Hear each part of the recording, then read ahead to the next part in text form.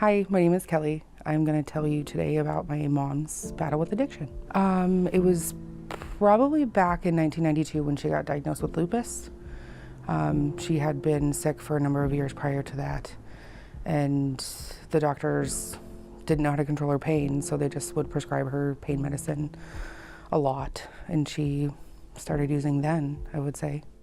She was in rehab once and went to her outpatient mental health visit and ended up at the liquor store that night, because if she couldn't get her pills, she would drink, just kind of back and forth. And went back to the house that she was staying at and ended up getting drunk that night, and we got a phone call and had to go pick her up in the middle of the night. She attempted suicide a couple times. She was in Western Psych in Pittsburgh. She actually, before she passed away, she ended up at Warren State Hospital for 3 months. And that was probably the best thing that ever happened to her, because she was clean for probably about a year and a half before she passed away. She had lupus, she had COPD, she was a smoker all of her life.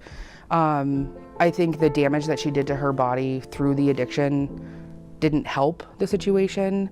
The coroner said it was her COPD that, ended up eventually killing her. But I just think it was a mixture of everything. She was just not well. She had damaged her body for a lot of years. Since she had been clean for about a year and a half before she passed away, it was, by that point, a lot of people knew that my mom had struggled for a long, long time.